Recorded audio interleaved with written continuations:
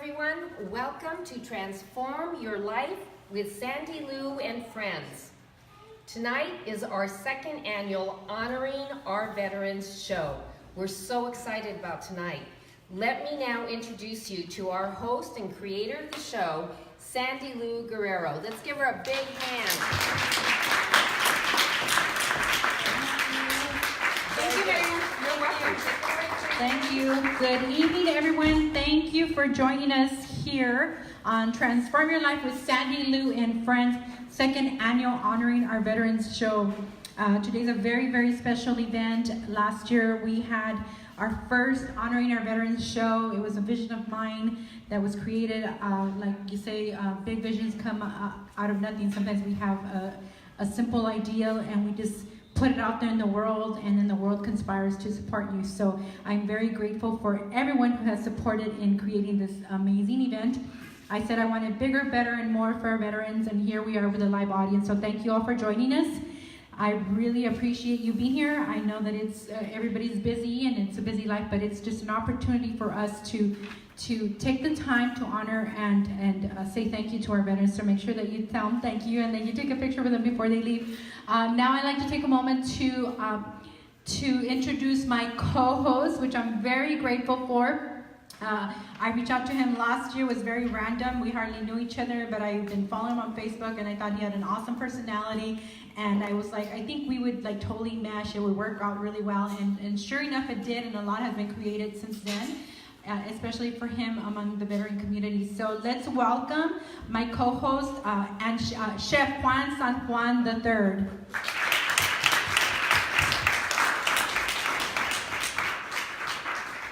Hello, Sandy. Thank you. First of all, it's an honor to be here on this amazing, amazing day. And thank you to all the veterans who not only are here, but throughout the world who help us just to keep America the way it is. So thank you very much to you. Yeah, thank you. Thank you, Juan, for joining me again in my crazy adventures. I'm like, Juan, I need this, Juan. And so he's been very patient and very supportive. And the moment I told him again, hey, Juan, you want to be my co-host? There was no, like, let me think about it. He had something pending, but it was also with veterans. Yes. And in a big project he's working on, which we'll talk about in a bit. But yes. but he's like, yes, count me in, and I'll give Gloria gift certificates, and I'm gonna reach out to my friends, and so on and so forth.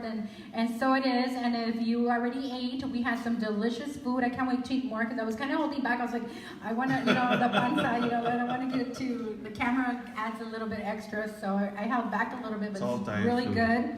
And we also had some Mama Cheesecake. So Marianne Lopez is the person who introduced me. Thank you, Mama Cheesecake, for the cheesecake bites. Amazing. They're delicious, cheesecake. And all the veterans are getting a certificate for 12 mini cheese bites, correct? Yes, so lucky you.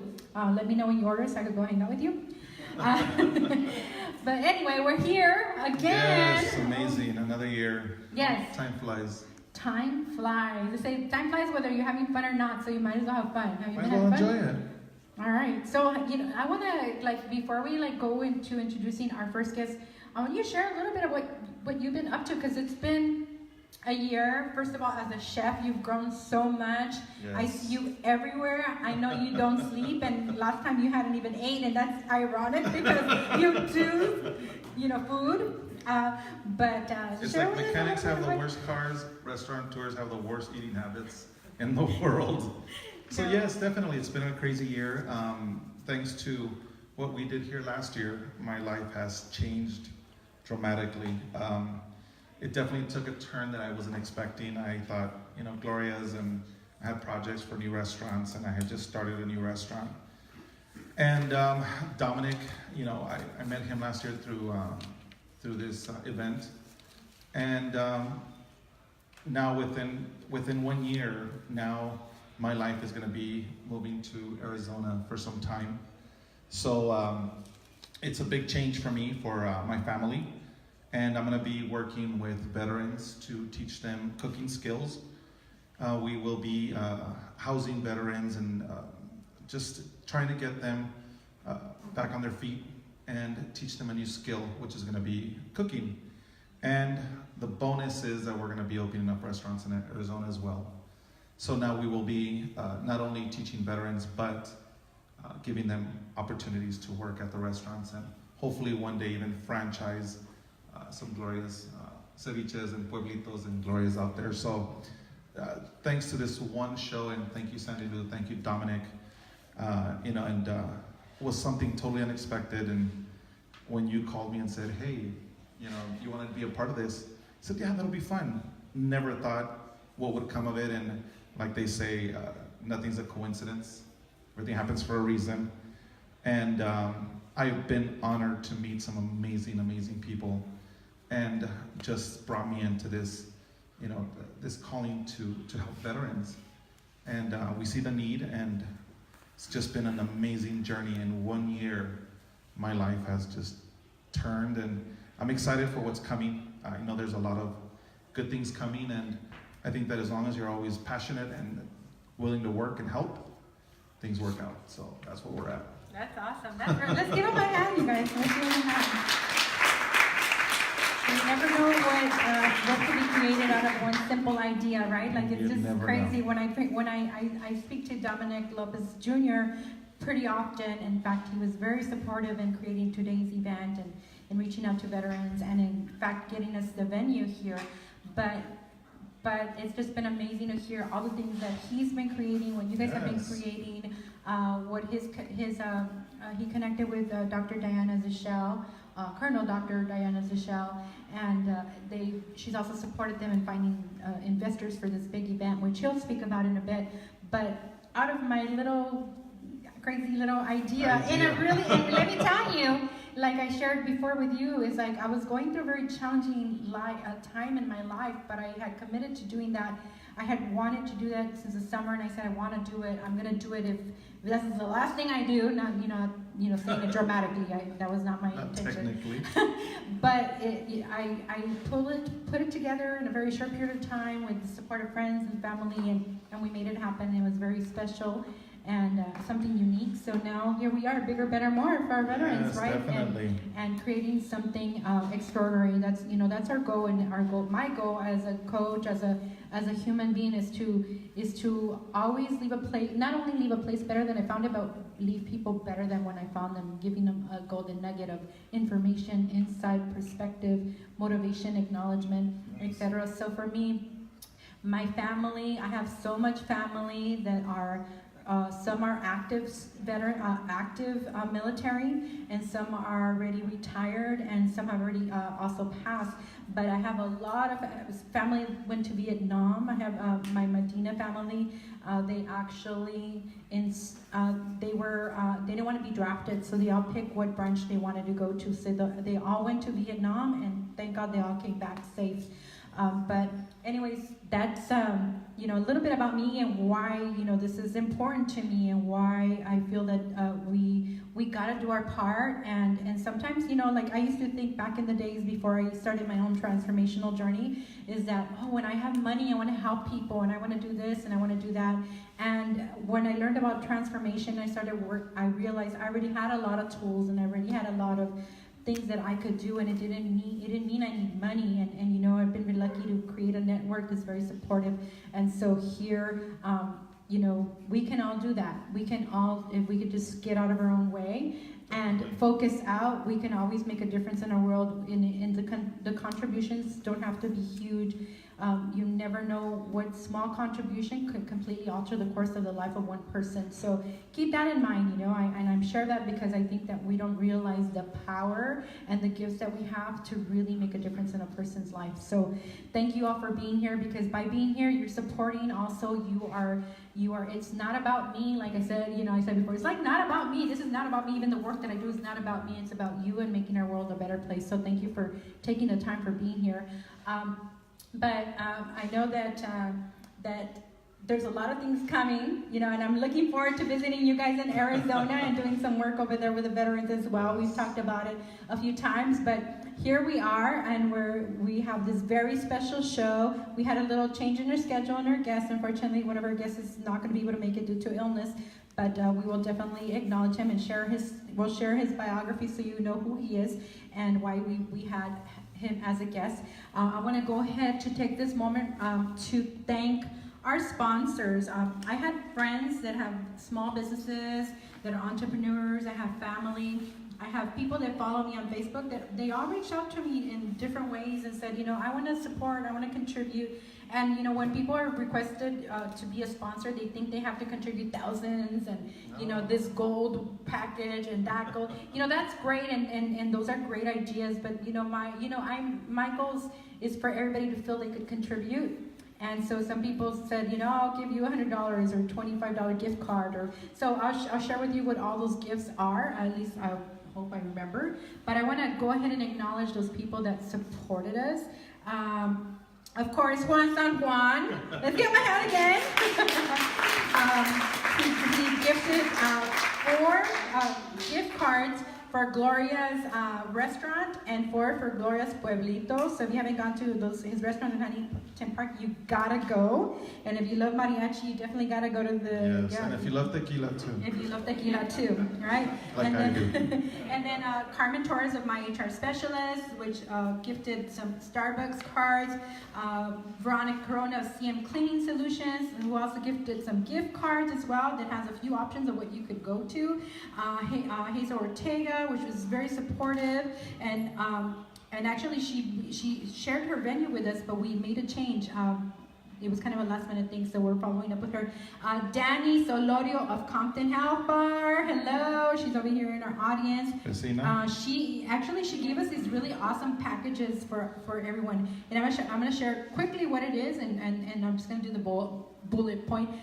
It includes a Compton Detox, a beauty blend, a men's formula, a free 30-minute health consultation, feed bars, which are really good, by the way. That's the only food I had today until I ate here. And tea tree oil homemade soap, which smells really good, by the way. So that's included in there. And then there is Jesse Ramos, which is also a veteran, and he's from Legal Shield, who also donated a gift. So just so you know, I spread it all out evenly for everybody to get all these goodies. Tatiana and Andrew Pacheco of Andrea's Healthy Kitchen, which gives certificates for a one-day detox. Their juices are phenomenal, and it's all fresh and organic. Lily Rocha of Sabor Latino, who also contributed. Amazing. Yeah, she's awesome. And let's see, Lena Marie Topete of Impromptu Lipstick. We put lipsticks in everybody's package because we all have love. I know this. Nice. Some of you are males, but you always have you have females in your life that you could share this. But this is a very special lipstick. I'll share a little bit about that. Where did I write it? So this particular lipstick line was actually inspired by her mom, who was allergic to lipstick. So she created a lipstick line so that her mom could use, and her mom is actually a retired veteran. Her name is Lorraine Navarez. She's a retired from the Marine Corps after 29 years, and she was a Mastery Gunnery Sergeant. So this was inspired by her. Let's give her a hand. Yes. So thank you, Lena. You're watching from your mom, okay? And her mom is awesome too.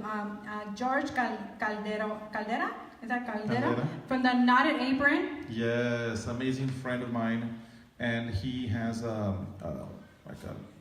place in Whittier where they hold events, and it's a very, very beautiful venue, and he does cooking classes, and he donated 4 certificates for our veterans to go and cook and just learn new dishes. And they're very exclusive classes. They teach you on different things, and he was more than willing to help out. And thank you, George. You're the man. Yes, cooking classes that are worth $130 $130 each. So amazing. By some of the best, right? Veronica De Leon from Youth Glow Skincare. So you're going to get a package of her product, which is phenomenal as well. Jessica Mais from El Aviso, who also supported and contributed. And Ricardo Chavez from Pacific Plate Brewing Company. You're going to get a gift card for beer for a brewery. Woo-hoo. Does that include for co-hosts as well? Well, we gotta work that out. But, let's see. Yeah, I know, right? We'll trade tacos for beer anytime. I'll give you a coaching session. All right. My cousin, actually, Vincent Medina, his dad and uncles are the ones that are Vietnam veterans. From Lotus Property Services, he also contributed to the gifts, and you'll know more about it. Dora of Athens, Dora's here too. Thank you for supporting Dear us, friend Dora, thank you. and she gave some Starbucks gift cards, $10 gift cards to Starbucks. Who doesn't like Starbucks? Well, it's very rare, but I'm just putting it out there. It's very rare.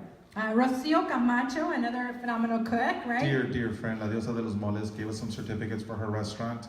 So that is a definitely must. You gotta go try.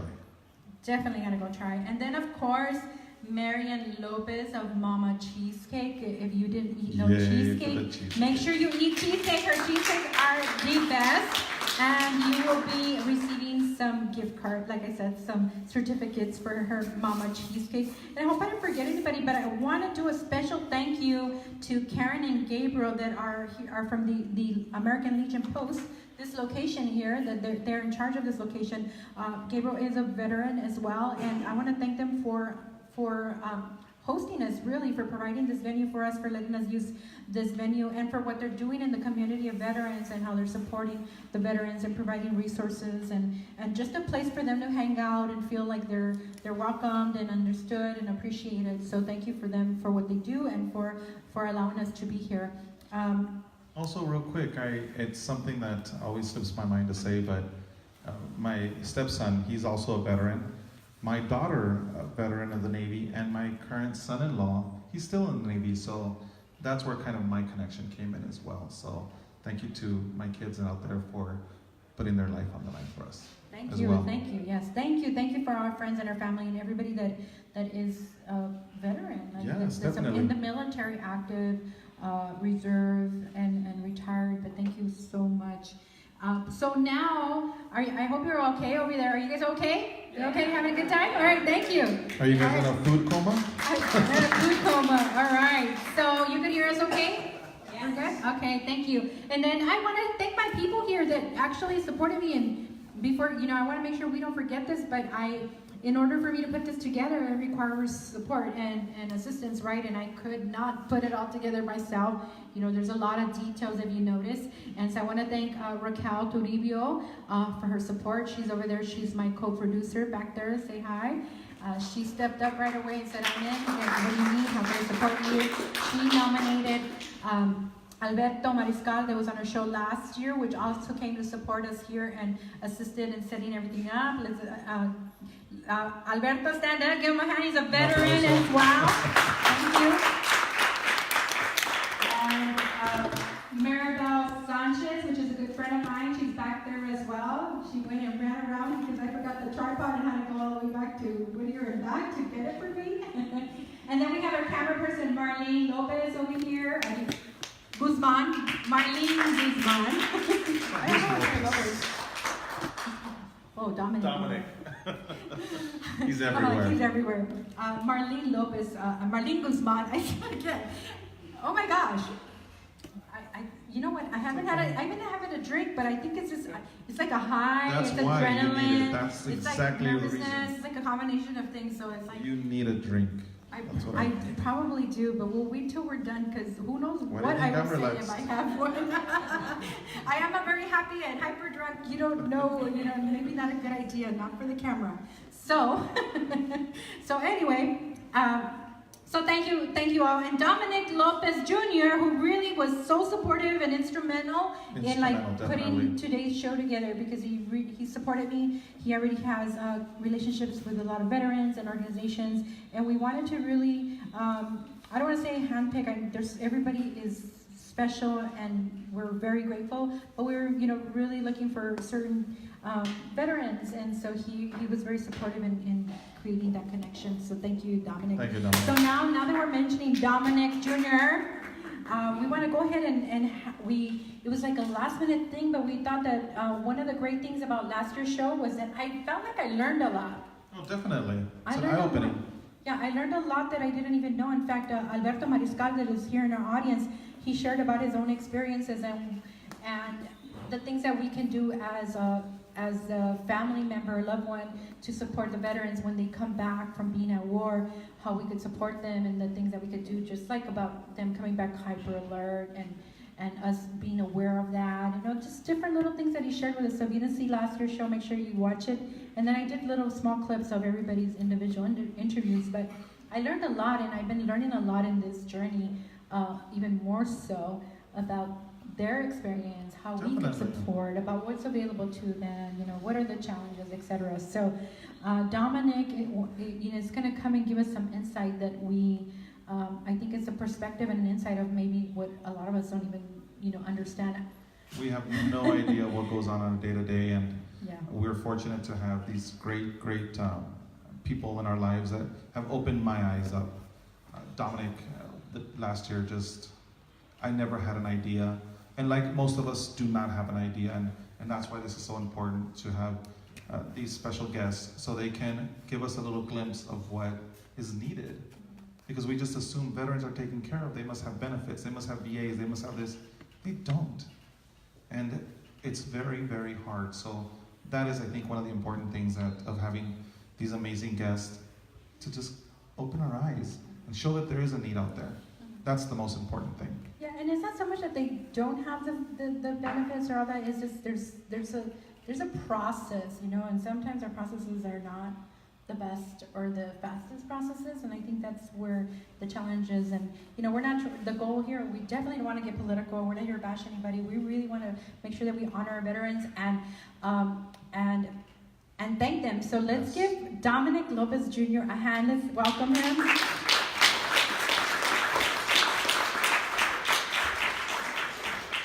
All right, so I'm going to give you a little bit of information, a little bit of background on Dominic Lopez Jr. Is a 16-year, third-generation Navy combat CB veteran. Some of Dominic's notable deployments are combat support on the front lines for the Iraq War invasion in 2003 with the 7th Marine Infantry Regiment and Army in Albania.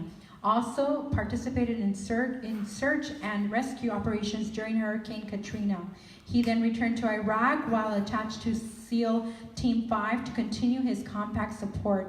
He graduated from Montebello High School, Montebello, California, and is currently residing in Yuma, Arizona. Dominic has successfully completed a total of 9 deployments during his 16-year career. He's the Director of Veteran Operations for New Home Extended Living, CEO and founder of Kekoa Veteran Foundation, 11 years experience volunteering and serving the community, board member of the Veteran Affairs East LA Outpatient Clinic, has been in news, media outlets, and radio station advocating for veteran needs. Thank you for being here, and thank you for all of you doing. We're on great tradition because last time I didn't know I was coming on at a certain time and I actually had a mama cheesecake bite in my hand. So I just walked on with it while you're reading it. So I'm going to keep traditions going. I'm going to eat Your godmother, mama by the way. cheesecake. Yeah, my godmother, mama cheesecake bite. You do know that Sharon is caring, right? I'm saving you from the calories. Okay, thank you. Which are worth it. Let me take that back. Another thing I No learned regrets. yesterday is that no one can see my face with my hat's on. So I'm going to take my hat off this time. The last time I didn't have my hat. Oh, see, Or that's last time I why- had my hat up. And all you can see is just my nose throughout the whole thing. So just to let you know that I got eyes and a face and emotion and heart. Oh my God, you're too much. Yeah, yeah. Well, thank you. Thank you for joining us, and thank you. We talked earlier, and we're like, I think you're like me. We always have like ideas, right? Like I have so many ideas sometimes. Like, okay, I'm only one person, and I only have so much time. Yeah, but eventually, I'll get to all of them. But Yes. we talked earlier, and we thought, you mentioned about something you wanted to share. And I want a few things. One is we want to see what you've been up to, but also you are a child of once was your father an active military for 20 years, Yes. and so I know you wanted to share your insight on what your experience was. I think we don't really think about what the kid's perspective or a family member's perspective. My ex-husband was a Marine, so I know what it was like to be a wife of a military person, active military, deployed all the time. It was not easy, but I didn't have kids, so I don't know what that would have been like. You want to go ahead and share with us? Well, for your first question, since our last show was really good, we got really good connected with people in our network group, and we also had, like I said, with Diane and Juan, and we got many things going on, and in fact, it kind of got the eyes of some pretty big people in Washington, D.C. So not that I'm trying to keep away the information from you guys, but I kind of got to keep it on wraps because it's going to be a story that's going to be presented nationwide, and even it's going to include this show too, about how we all met. So stay tuned. We'll talk about that down the road in a couple of months. But just know that great things are happening. Not only that, we're doing great things in Arizona, but also in 2 other states, and we're in talks with another state of doing something out there. So we're going to be pretty much stretched out. So what happened was, since then I moved out to Yuma to help my partner, Esperanza Ortega, with New Hope Extended Living, and she's watching us right now. She's handling business with some contracts and admin and all that. And then also thank you to our New Hope Extended Living family who's also supporting us behind the scenes. The Kikoa Foundation is still around. We just happen to have grown more. So now we're partnered up, and I'm also the director of veteran operations with the New Hope Extended Living. And a lot of good things are coming. And just like with Juan, he's going to be helping out with our cooking program, which not only just teaching the veterans how to eat healthy and eat on a budget, but he's also going to go out there, give them some real world skills, work in our military veteran restaurants, and have a paid income while training. So not only that they're getting the training, they're getting money in their pocket. So when they leave, it's not that they finish a school and then they're applying for jobs but don't have actual work experience. They're going to have actual work experience and also have paid experience, so they're not struggling within that. So our main goal is like to build all these veteran villages to help them be housed and help them with whatever their needs and to keep them stable and successful in the world. The next one is a big insight, is being the military child. My dad did 20 years, and you know, it took me a while to understand what he was doing. And you know, and growing up, you know, it was just me, my mom, and brothers and sisters. So if my mom's watching, hi mom. And she could tell you, I probably was not easy. Every time my dad deployed, I acted out because I wasn't happy, and my mom got the brunt end of it. So, you know, growing up, I was a really hyper guy. You want to So apologize to her right now? Sorry. Christmas is on the way again. So, you know, it was really rough for her, and because, you know, the spouse also has to deal with everything, the bills, the kid gets sick, you know, having to work and having to do it all by himself without even hearing from your spouse who's overseas downrange. You don't hear nothing like that. And you know, you got to do communications through letters, and it wasn't like how it is now with the emails and everything. So it was really hard on my mom and all that. So, you know, definitely not taking anything away from my mom, but thank you for everything you've done. And I know raising 4 kids, and then on top of me being a high school student, acting out and being just a hellion and a pain in the butt for her, that probably wasn't easy. And I think a lot of it is that I was missing my dad. And and really what it was is I was mad. I was always mad because I hated my dad. I absolutely hated my dad because he chose to leave. He chose to go downrange. He chose to go to the Kosovo conflict. He chose to leave us with my mom. And it wasn't until I did my first year. And when I went to boot camp, and I was what you call a grad and go. I didn't get a chance to spend time with my family. You get your pass interview, congratulations, you're in the Navy now, and you're out the door and you're heading to your A school, your apprentice school in Fort Leonard Wood, Missouri. So there I am on a Greyhound bus for 18 hours, you know, in dress whites, which ended up being brown by the time I got there. And then I was delayed for our program.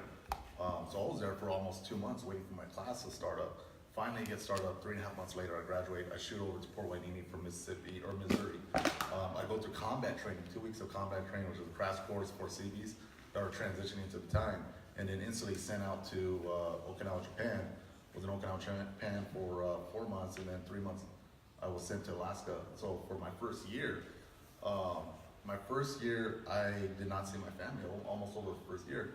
And while I was there, I realized that it wasn't that my dad chose to leave, it's because you have to, you know. And I was just really, I felt like crap, you know, because it took me that first year and 3 months to realize that it's not up to the family, you know, to choose when their husbands or wives have to go with their moms or dads. And I understood that, man, I was such a jerk for so many years, you know, as a 9-year-old, a 10-year-old, all the way up to high school, towards my mom and towards my dad, because I'm like mad at him for leaving us. And he didn't have no choice. He had to do what he had to do to defend the country, do what he had to do to make people in third world countries' lives better with running water. He did search and rescue with embassies and stuff, and all that. And you know, the first thing I said is, you know, I'm sorry. You know, I'm sorry for everything I did, you know, when I was a kid. You know, and I didn't mean that, and I did it.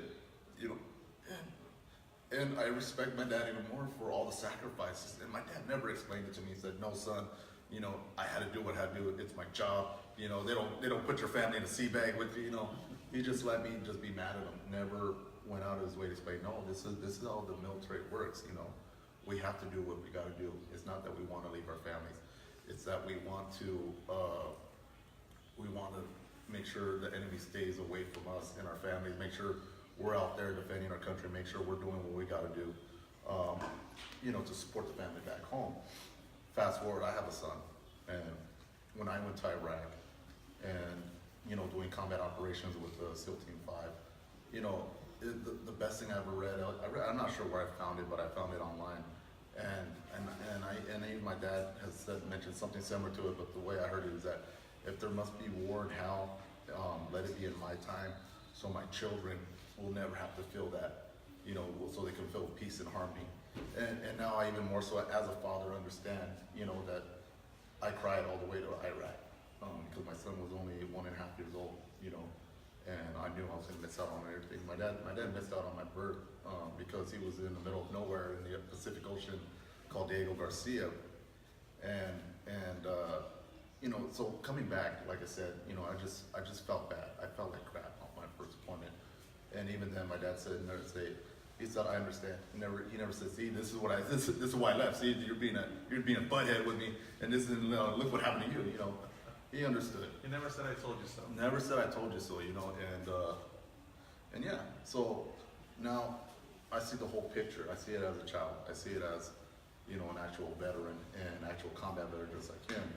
And it's not a choice that you have to make. You're doing a job. You're doing above and beyond. And it's what your country needs, and you take it with a grain of salt, knowing that you're going to miss out on your kids, but you got to do what you got to do for the country and for the greater good of your children, so they can live in peace and harmony. Thank you for sharing that. Thank you for sharing that, and thank you for opening up, because I think that, you know, we don't always have that chance to share, you know, our story, our experience, and to have, you know, our loved one here to share that with. So thank you for sharing. Thank you for your support. Thank you for everything that you do. I really appreciate you as a friend, as a veteran, and everything. We got a lot of things coming. Everything, yes, we do. We definitely. Everybody on this stage right now. Yes. What has been the difference for you, let's say, your mentality or your way of looking at things or your way of going about things from last year, where we were here a year ago, to today? What do you see as that like change even? Because I pretty much have had communication with you throughout this year. Oh yeah. You and I have stayed in contact, and we communicate a lot. And Sandy too. And Sandy, but I've seen a difference on who Dominic was a year ago. And I don't know, but I almost felt like you were a little more angry last year. And this year, man, I just see, I mean, you're Dominic, you're who you are, your personality, you have a strong personality, but I just see a different person, man. Well, but the big thing is when I first started, I kind of like came out of the bubble or outside the box, and I realized that there's a lot of people out there that are kind of just checking off boxes. People say they want to help vets, and then they don't push through with it. So it's growing up, you know, being control and having to put on a business face. And there's a saying I like to say is, I'm not a business person, but I'm ready to conduct business on behalf of vets. And I had to learn and grow that, you know, you can't go in there with the iron fist saying, "I'm here to help vets, you know, get out of my way, I'm gonna kick your butt." You know, so some of that, so I had to learn to take everything with a grain of salt and grow from that. And the biggest thing is that I get myself surrounded from people that want to help vets. People like my mentor for my whole nonprofit, which was Esperanza, who got me connected with some of the people that are here to help vets, and I learn and grow. So now I'm more of a take things with a grain of salt, and also just connect yourself and surround yourself with that are passionate and veteran oriented, as far as, you know, to help veterans. So that's the biggest thing. And I don't want to say I was a vigilante a year, but I was like ready to hit the road, run uphill in the snow and charge the hill for vets. And I'm just gonna, take it any way I can for veterans. Now it's just got to be a little bit tactical about how I approach things and everything. And part of it, like I said, it was a lot of growing because I realized certain people that I thought were helping veterans turned out not to be, and it just blew my mind. I'm like, oh wow, how long has this been going on? Happy to say that me and my partner are really good at what we're doing, and we got a lot of great things coming. And anything and everything that happens to us goes straight back into the program, straight helping veterans, and that's what we do, and we're very transparent about that. So, we're just a good team, and I'm very excited for 2019. We got so many things going on, so many projects, so many properties that are coming, and so many programs are going to be here for veterans. It's very groundbreaking. Some of it has never been done before in the nation. So I'm very excited. I can't wait to actually, like I said, present the story at the right time, and I just want to make everybody proud in the end. Amazing. Thank you so much. Thank you. Let's give him a hand. We gotta go. We've been staying here talking to Dominic forever. Every time I call him, I'm like, okay, I gotta go. Okay, 30 minutes later. Okay, I gotta. Yeah. No, that's right. So thank you so much for being here, and we'll be seeing you soon. Yes. All right. Thank you.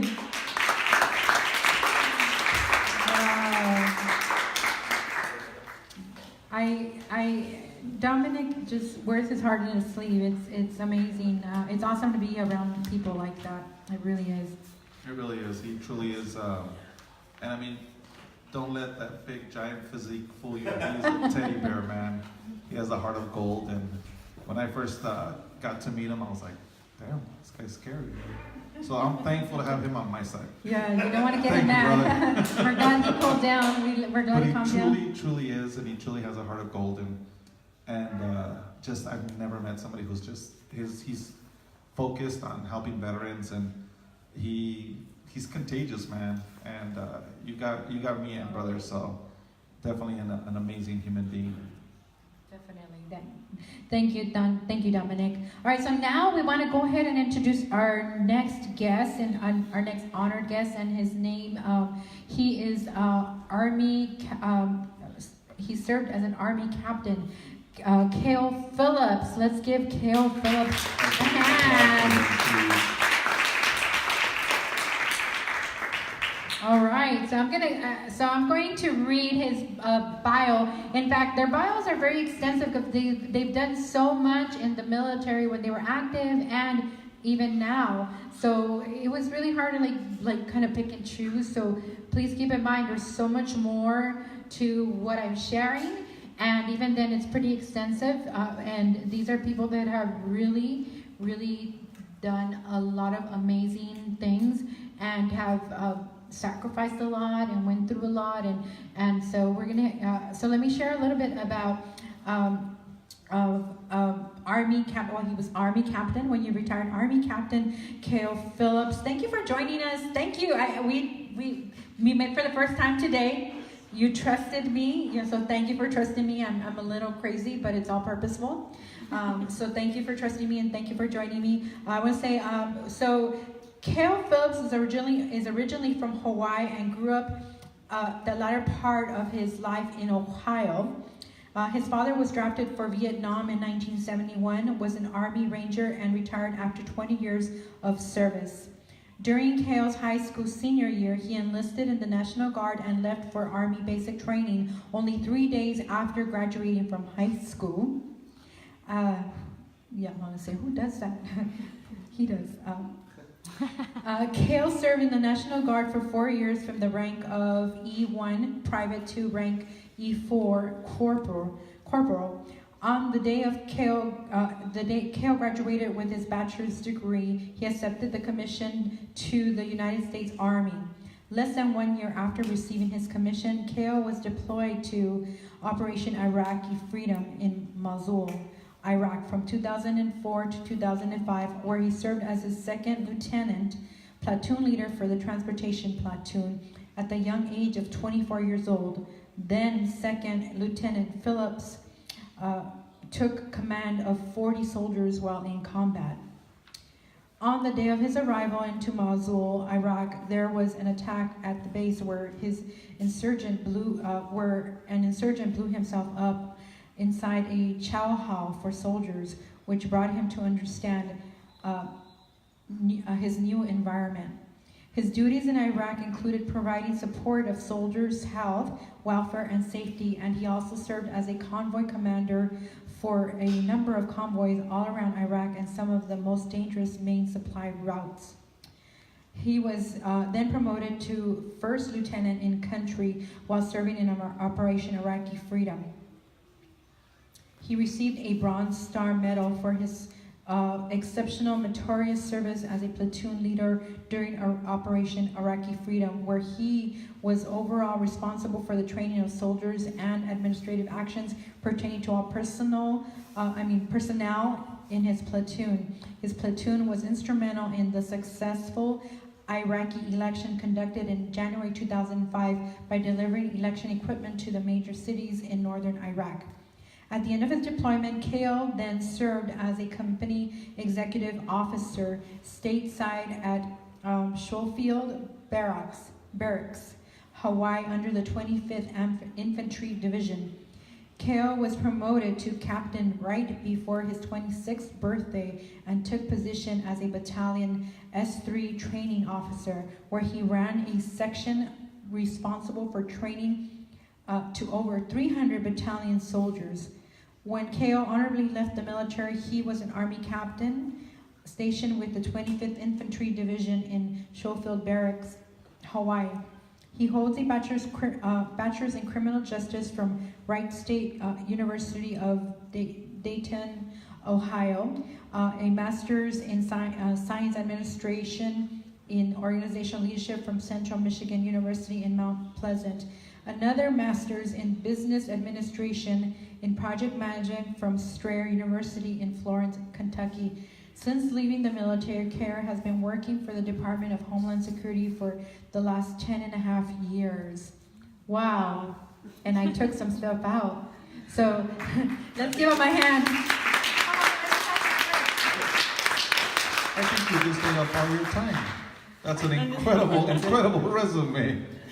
First of all, I want to say thank you guys for even having this show, and thank you for the sponsors, the Keikoa Foundation.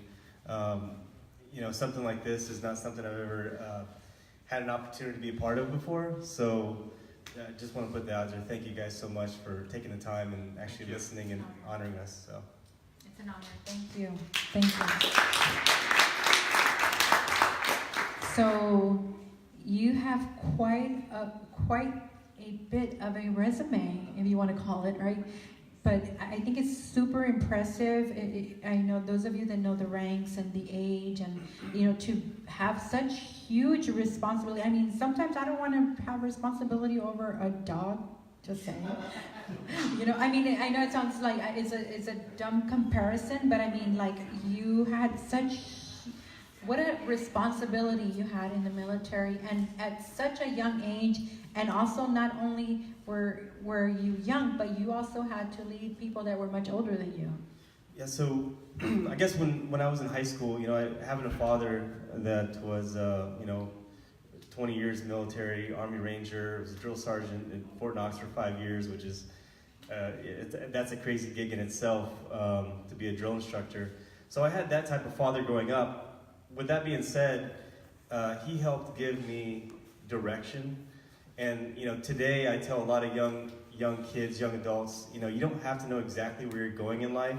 You just have to have an azimuth, meaning you just have to have a direction. And when you start walking in that direction, different opportunities tend to present themselves. So, for example, if you want to get a 4-year degree and you go to college, but you don't really know what you want to do, well, you start walking in that direction to get that college degree. And as you start walking in that direction, you get opportunities that you can take or you can pass on. So for me, my dad, he told me at the end of high school, he said, son, you weren't smart enough to get a scholarship, so you can either go to community college and live under my roof and my rules, or you can go to the military.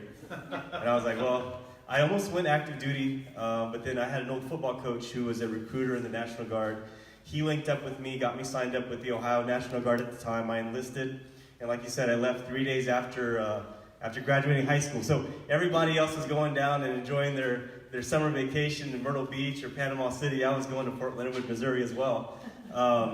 And I didn't know what I was getting into. Even though I had a dad that was a drill instructor and a crazy ranger and whatnot, he didn't tell me anything. And I don't think at that age I would have listened anyway. So nothing really hit me until my parents went to Columbus Airport, dropped me off at the hotel, and we just started to cry. And it was like, you felt the chapter in your life, like you felt that page like spin and flip over. And I think for me, I was just a hyper guy. I was involved in 3 sports in high school. My dad kind of pushed me in that direction. And then once I started going in that direction, I just kind of made my own decisions, because I was enlisted in National Guard, did 4 years. I could have gotten out and with my bachelor's degree and been done with it.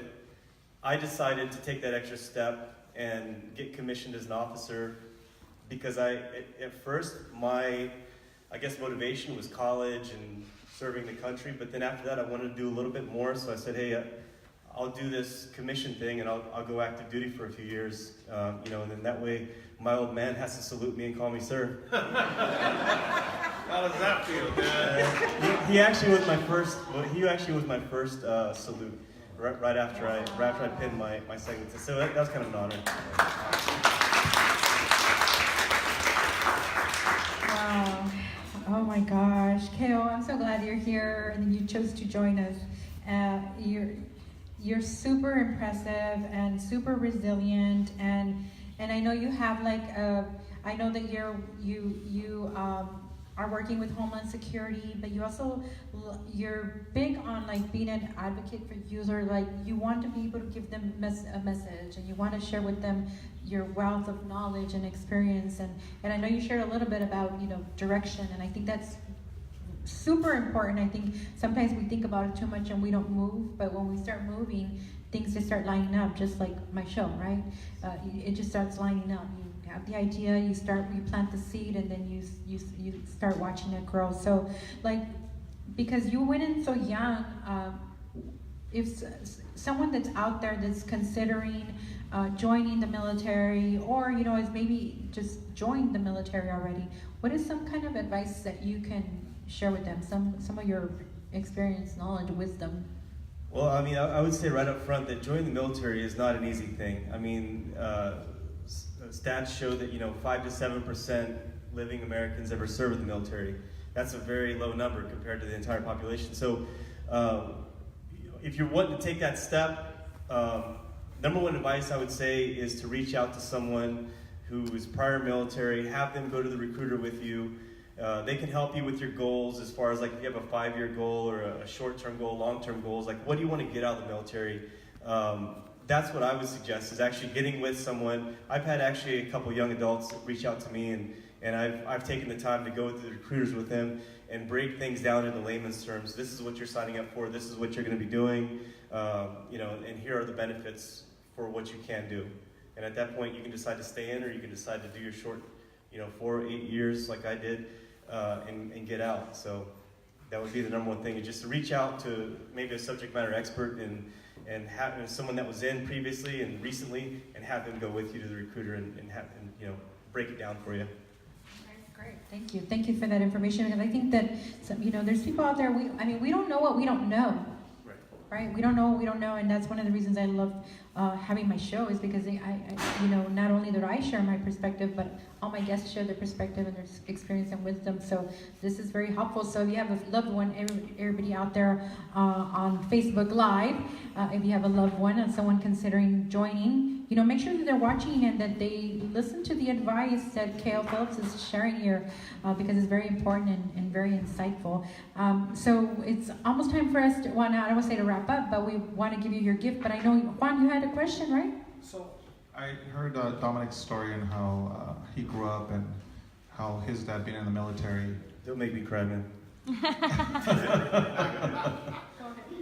How was your experience? I mean, if it's okay. No, I'm just kidding. Yeah. But how was your experience having your dad away? And we heard Dominic's story and how he resented his dad until later he joined, he learned. So do you mind giving us a little insight about what you felt and what you went through? Yeah, so growing up as a what they call a military brat, that's basically a child. I don't get that, by the way. What's that? A military brat? Yeah, like I don't know. It's like slang. In military, we come up with all kinds of names for each other. But being a military brat or a child of a parent that's in the military, when I was growing up, my dad did go away a lot for TDY. Which is? For months at a time. So it was temporary duty assignment. So he would leave for months at a time, and I didn't really quite understand. Fortunately, like in my later years, we were stationed in Schofield Barracks in Hawaii. So I kind of grew up there on East Range. And what's funny is like a lot of the sergeant majors, when I was in as a lieutenant, when I was stationed back at 25th, they had worked with my dad. And so it's a small military.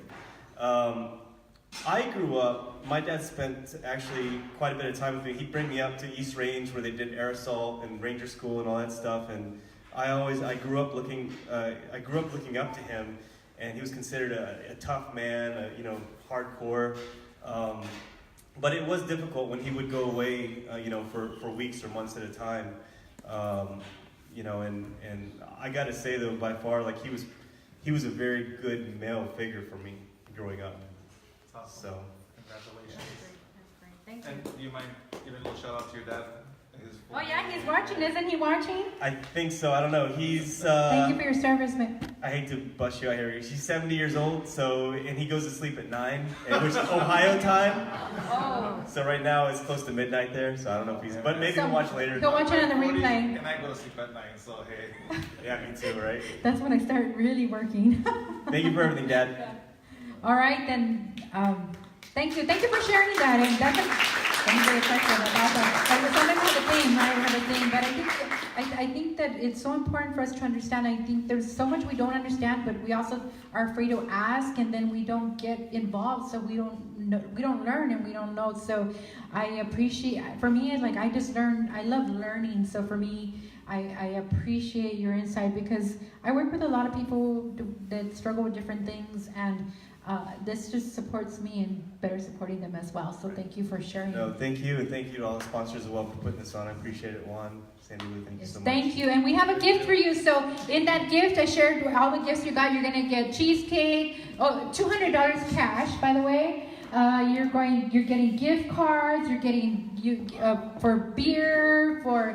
You're going to get Compton Health Bar products. You're getting a detox program, and we're going to be emailing you some of the gifts, by the way, and we'll coordinate with you on that. Some cards, other cards that are coming their way, and then you're gonna get to visit Juan's restaurants because you're getting gift cards for those too. So we'll be coordinating with you to get those to you. And if you want to bring the beer that you're getting to the restaurant, I'll spend the $200 there. you are the man. Yeah, that's how that works. Mariachi and tequila. I got you covered, man. You come down, and I got you covered. Thank you so much, Juan. I appreciate it. All right, thank you so much. Thank you. Thank you. Thank you. Thank you. All right, everybody. Are you inspired? Yes. Yes. Oh my gosh. I am inspired. I'm always inspired. I think that we want to live every day inspired, and it doesn't happen doing nothing and staying at home. So I'm glad that you're all out here and that you're enjoying. I want to thank all the veterans in the audience. Can you stand up, all the veterans in the audience? Stand up, stand up. Don't be shy. Quite a few guys. We're having a little technical difficulty over here. You got it? Everybody ran. Like always. All right, let's stand up again. Veterans, stand up, stand up. Come on, you guys.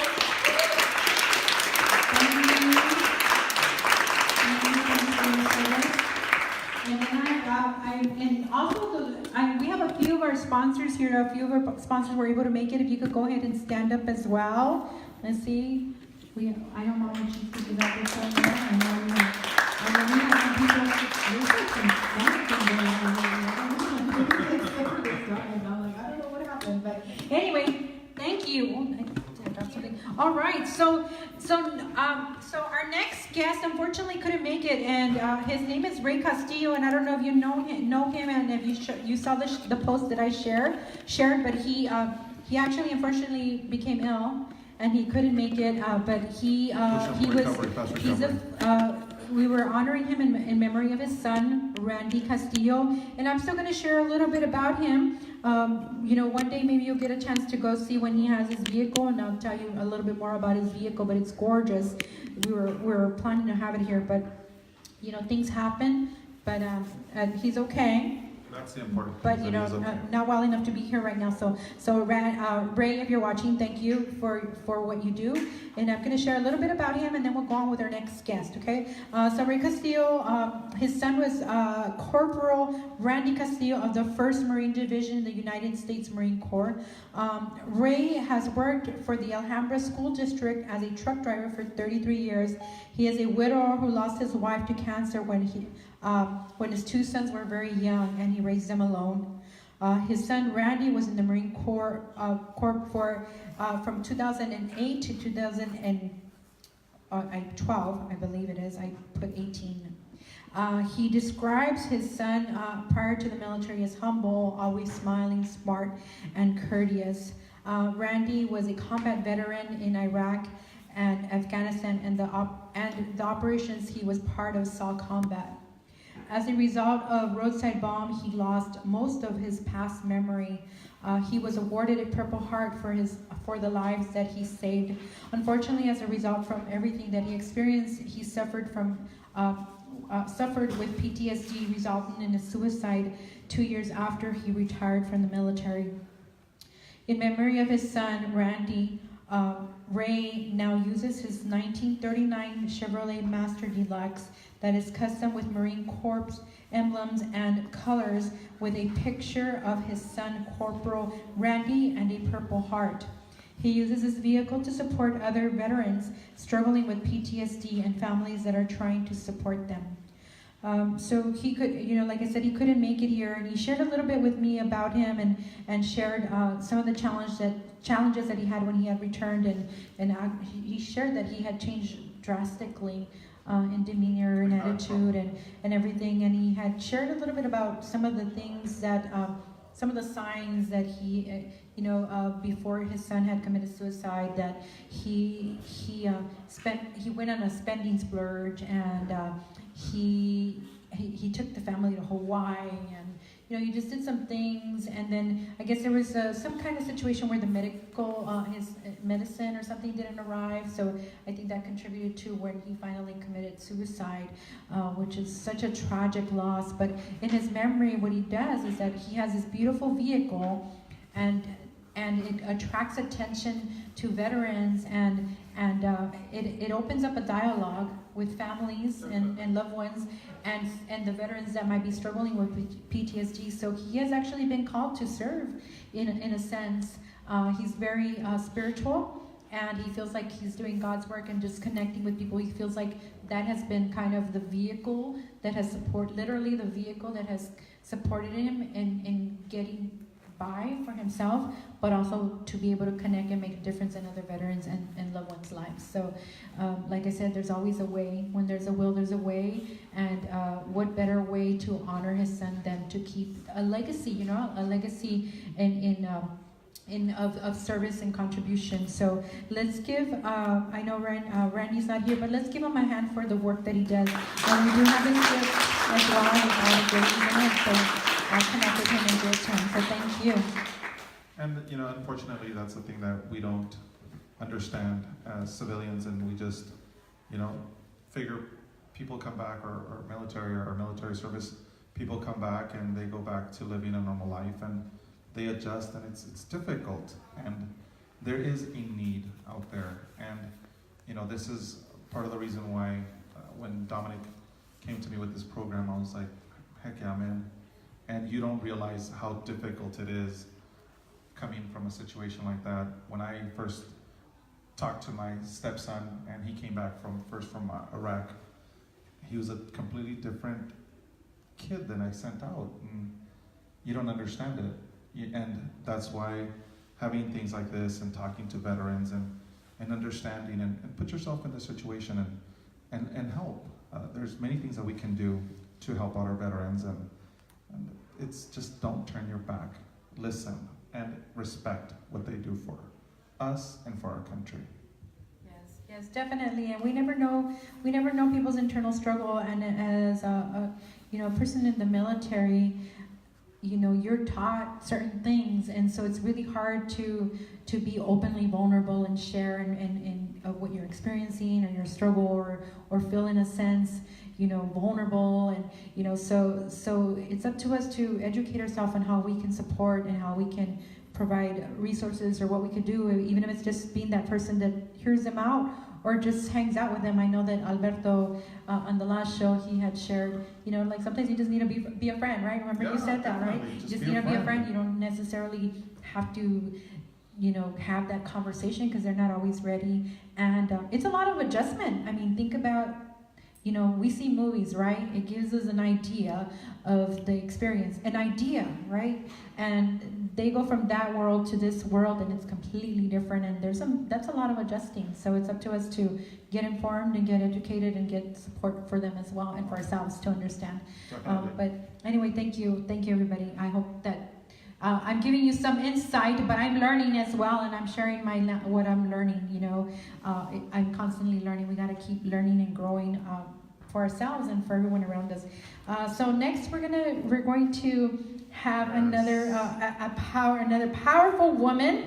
Is a powerful woman, and she is a retired Army veteran, Colonel Irma Higgins Cooper. Let's give her a hand.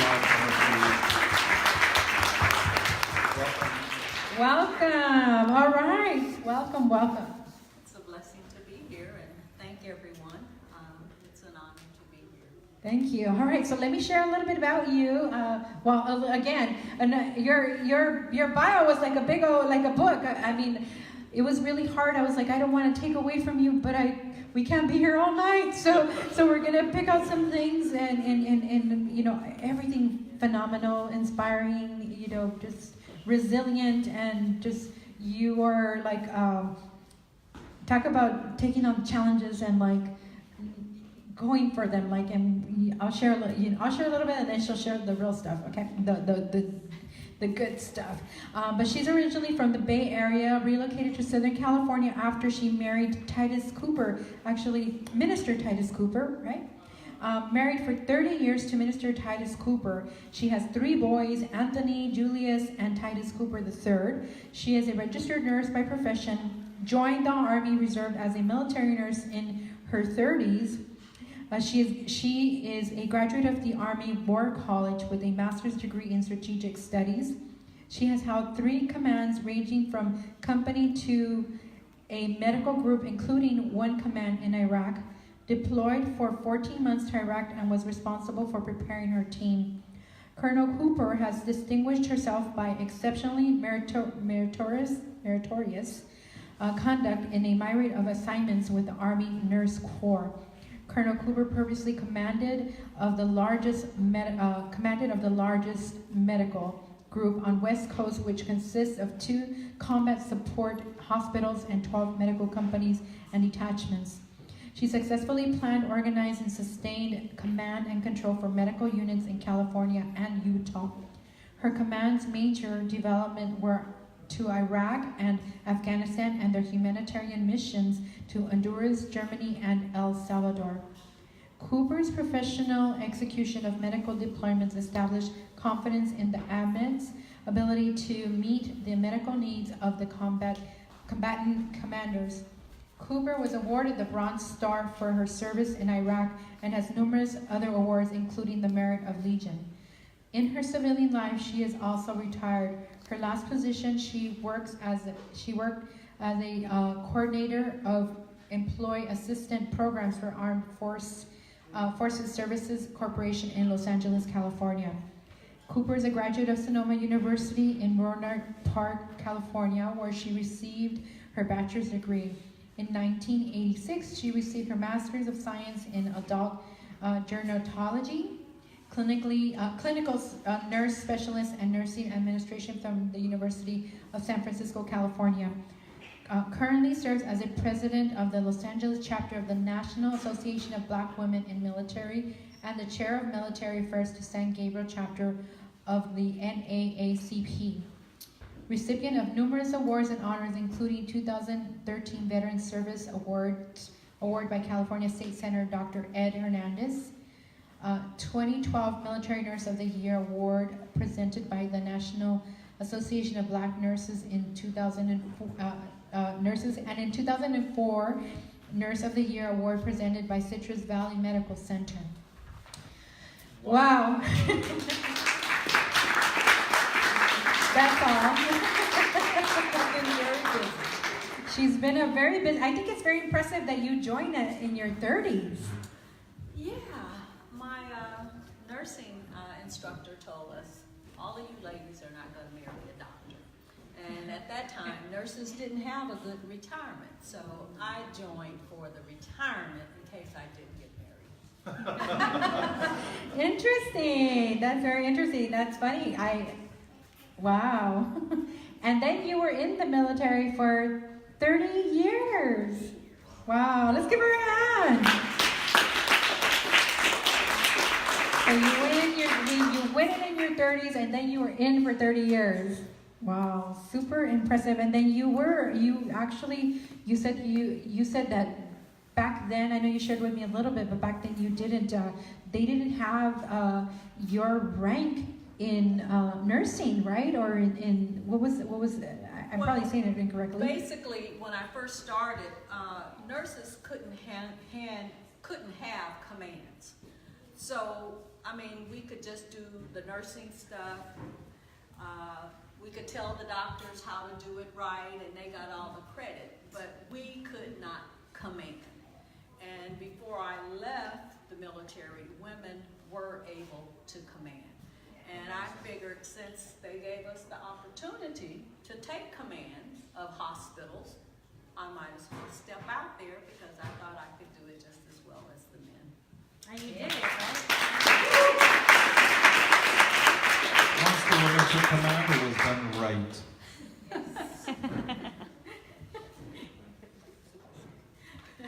All right. He said it, I didn't, but we know. I'm not gonna lie. All right. So share a little bit about us in those roles, because we hear things, right? Women in the military, the struggle, the Israel. Like what can you share with us that, without being too, about your experience? Let me just say, I really love the military. I learned a lot in the military, but of course, as a female, you do have challenges. When I took command, nobody wanted me to be in command. They felt like she doesn't deserve that position. So some of my great people lied. They would say things like, I didn't get promoted, I got passed over twice, she can't take that command because she's not a full bird. They just came up with all kind of excuses. So, you have to stand tall when you know people are lying, So God was good, and, the board gave me the commands regardless with all that nonsense. So, God just helps you get through those struggles. And it wasn't that I didn't have the qualifications, because I went through all the leadership classes like my fellow partners did, But for some reason, they just felt like I was taking up space. So as a female, you don't always have mentors. So you sort of feel invisible because they would just ignore you. So, and that's hard. So you have to learn how to be strong. So, what kind of advice would you give to a female that is either considering joining or that's already active, that could be supportive? I think you did hit on one thing, is you got to stay strong regardless. And I think the results don't lie at the end of the day. People see what's happening, right? At the end of the day, it doesn't matter who's trying to knock you down. There's always going to be people that are rising you up. But again, it all has to do with you staying strong. But what other kind of advice can you share, wisdom that you can share with other females that might be in your situation? Basically, I would let all the females know that the military has great opportunities for you. A lot of doors are opening now for women in the military. And of course, it's, you know, not only is it the education and the benefits that you get, and of course the pension, even though they're changing things now, but I would say, you know, find someone who's been in the military before. You know, you need a good mentor, someone who can help you, someone who knows. And then I would say learn the system, because the system is totally different in the military. And in order to make changes, you have to know the system. And then I would tell all of the ladies to take their leadership classes. Take the classes, because a lot of times, I know as a nurse, some of that stuff was just foreign language to me.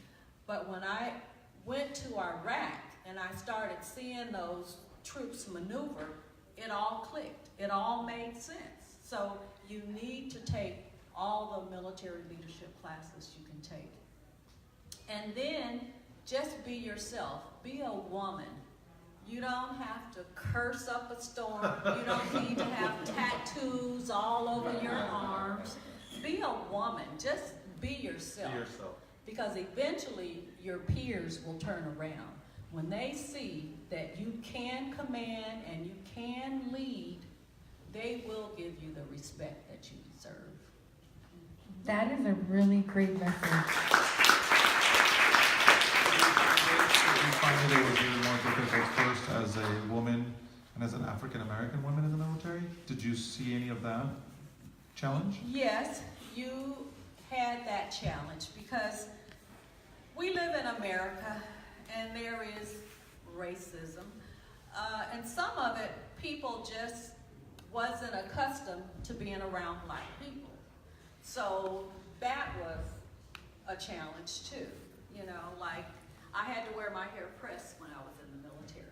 But now I can wear my hair the way my hair is. And I know recently the military was telling us we could not wear our hair natural. So of course we had to go fight that challenge with our military women so that they could wear their own hair in its natural state. So, but of course that is a continuing battle. Because the key thing is you have to be able to get those positions. And it's harder.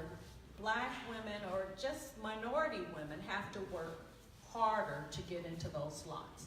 And as you go up the chain of command, you know, once you start being a major, lieutenant colonel, that triangle is very, very small.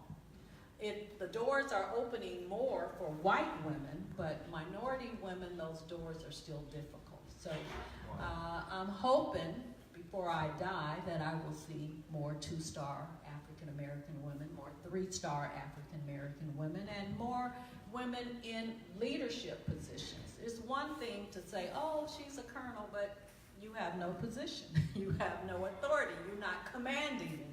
So, is there maybe a little piece of advice that you can offer to women of color, black women, Latinas, and to maybe a little piece of advice that you would give them?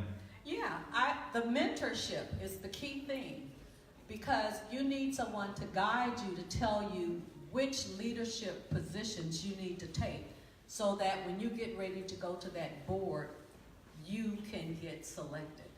And so that's really important. You can't just sit back. You got to step out and take a leadership role. You got to know which strategic leadership position to get into that's going to help you get promoted.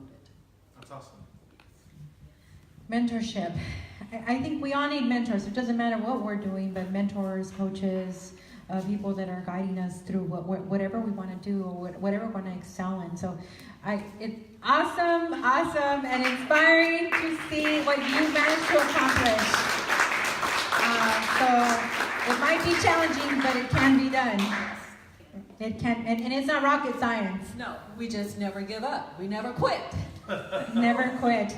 Well, thank you so much for being here. It's been an honor. I met you today for the first time. We had a few conversations. I'm very grateful for your service.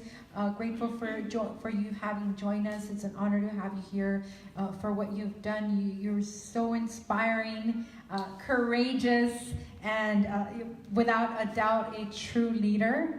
And a woman who really empowers other women. So thank you for your service. We want to give you some gifts as well. And so in all that, you have gift cards, you have Compton Health Bar products, you have skincare products, you have a one-day detox from Andrea's Healthy Looking Kitchen. forward to that detox. $200 cash in there. Don't lose that envelope. And you can go get detox there, and then come to Gloria's and get toxicated. or the other way around. Or the other way around. Whichever way you want to go. And then the skin. You got it. Okay, great. So thank you. you It's so just a much. small token of our appreciation, but thank you so much. Thank you. Thank you.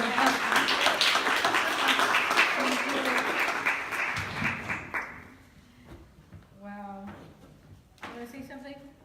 Well, No, just incredible stories, and these are the little things that by listening to incredible people in the military, but not just in military, in life, because they continue to do things out in the real world. I mean, shoot, she is currently the president of the Los Angeles Chamber of National Association of Black Women in the Military. That's amazing. Her life doesn't stop in the military. It continues, and what they do is inspirational. So my hat's off not just to her, but to all our veterans. all the females out there that are courageous enough to get out there, put their life on the line. I mean, like Definitely. that's hardcore.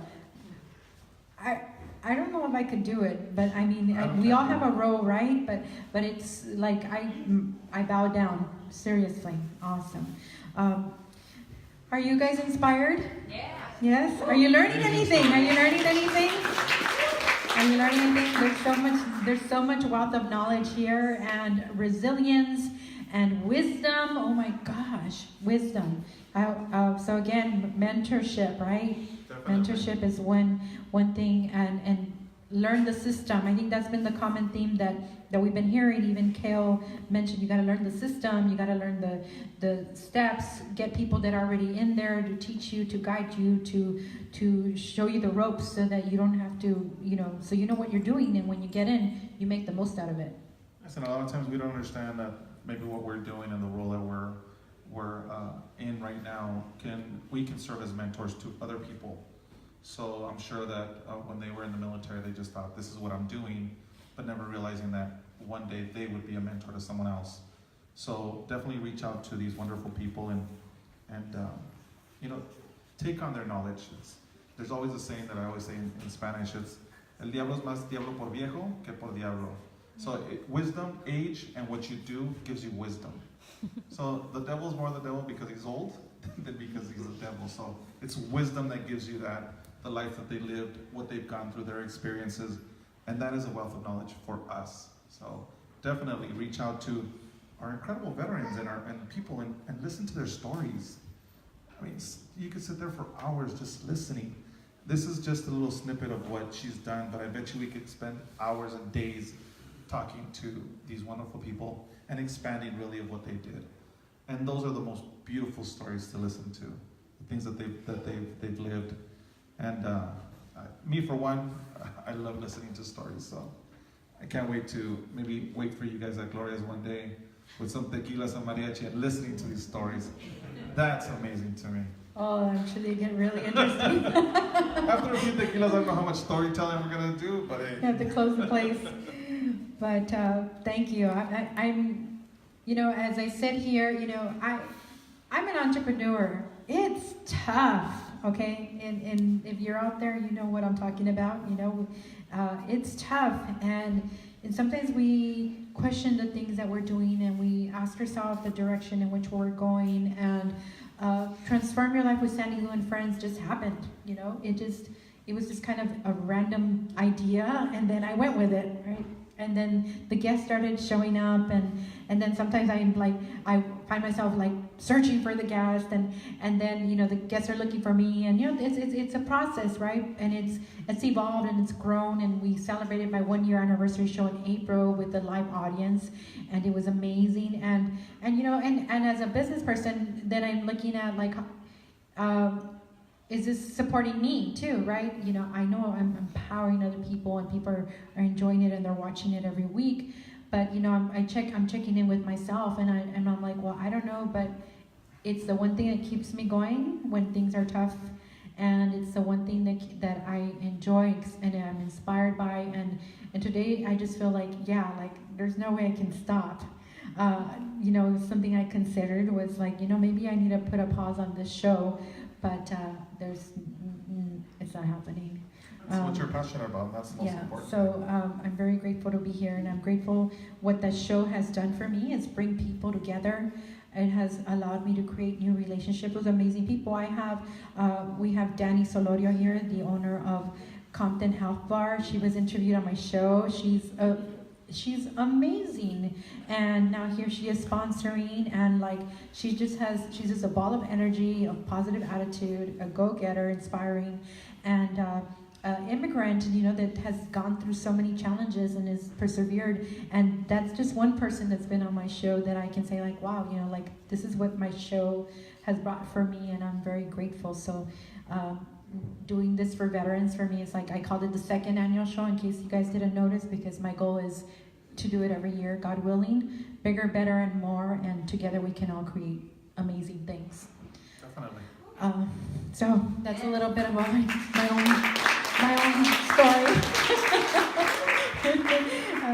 And my people that are really close to me, they know my experiences and my challenges, and so I know you guys get it. So thank you for supporting me in every way that you do. So next, we have another inspiring person, and you've heard of him a few times already here. Dominic Jr. was pissed off at him for a while. I'm adding a little humor here. We gotta lighten it up a little bit. But he's grateful now, so we're good. But we have retired Navy Seabee and veteran Dominic Lopez Sr. Let's give him a hand. Big applause for him, please. Mr. Lopez, welcome. Welcome. Thank you. So we're here we are, huh? After our talks and our text messages and our emails, here we are. Yeah. Well, so another gentleman with a lot of experience and a long resume of experience. So I will try to not catch my breath in between. Okay. I think it's like 20 pages. I'm kidding. Yeah. But anyways, again, there's so much more to know about him. You've got to reach out and connect with him as well, and so you could know more about him and his experience and his knowledge, because he's very knowledgeable. So, CB and veteran Dominic Lopez Sr. Is originally from East Los Angeles. Second generation Navy Seabee. His father was a Navy Seabee in World War II. And he passed away last year, right? In December, right? I recall that. And wow, third generation, you had Junior, your dad, you and Junior, all Navy Seabees. Right. And so he served 20 years in the Navy, joined September 1979 and retired February 2000. 18 months after he retired, his son Dominic Lopez Jr. joined the Navy, making it the third generation of Seabees in the family. Upon graduation from boot camp, attended Equipment Operator A School of the Naval Construction Training Center, Gulfport, Mississippi. Having completed Equipment Operator A School, he reported to Naval Amphibious Base Coronado, California. He was then assigned to the 30th Naval Construction Regiment, Detachment Diego Garcia, British Indian Ocean Territory. Next, he was assigned to Naval Mobile Construction Battalion 4 with deployments to Okinawa, Japan, Pohang, South Korea, and Sigonella, Sicily. I hope I said that right. Completed 5 years enlistment and honorably discharged in September of 1984. Re-enlisted 5 months later and reported to the Naval Mobile Construction Battalion 40 and deployed to Roosevelt Road, Puerto Rico, and Okinawa, Japan. Transferred to Navy Recruiting District of Los Angeles, where he served as a Navy recruiter. Upon recruiting completion, reported to submarine base Pearl Harbor, Hawaii. Then following a stringent screening, he attended school to become a certified Navy drug and alcohol rehab counselor. He was stationed Alcohol Rehab Center, Pearl Harbor, Hawaii, and then Alcohol Rehab Department, Naval Hospital, Bremerton, Washington. Transferred to CB Community to Naval Mobile Construction Battalion 3 and deployed to Rota, Spain, the island of Guam, Sauda, Bayon, and the island of Crete in Greece, and Rota, Spain. I said that twice. Retired on February of 2000 following his battalion's deployment from Kosovo. Awards include Navy Marine Corps Commendation Medal awards. That was 2 awards. And then Navy Marine Corps Achievement Medal, and then that was 3. Three awards for those. And Sea Service Deployment Ribbons, 8 awards. Right. 8. Okay, I'm making sure that I'm reading that right, because that is very powerful, and it's a reflection of what you've contributed and done. You know, I'm listening to you read all that, and I'm thinking, my goodness, that was so long ago. It seems. You know, it seems like it was so long. It was almost. It's been. This February will be 19 years that I've been retired. Yeah. So it took. You know, at the time it seemed like forever, but you know, since then the time has just flown by. Since then, huh? Interesting. And now, and so let's see what I'm going to continue reading here. But after retiring, there's more. Who gave you that information? Hey, We don't. we know more about you. So there's more, and then we'll talk more about it, about what you've been doing. So after retiring, Dominic had various jobs that kept leading him to human services type of positions, to include working in the nonprofit with homeless veterans. In April 2013, Dominic began working with the Department of Veteran Affairs. His current position in the VA is peer support specialist, where he does homeless outreach throughout the entire San Gabriel Valley area, getting homeless veterans connected with services. So you are definitely in it. Yeah.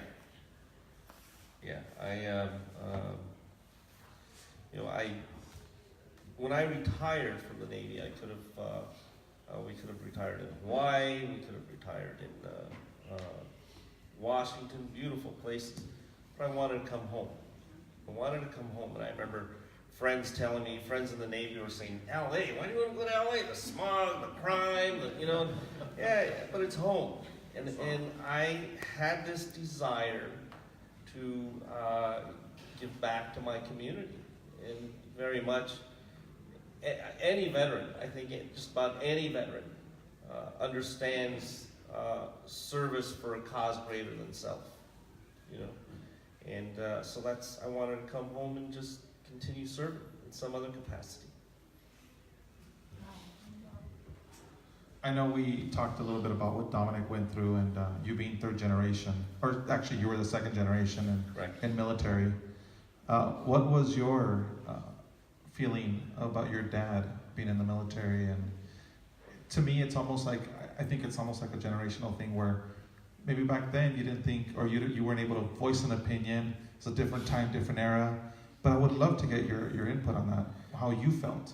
Well, growing up, my father was a Seaman in World War II.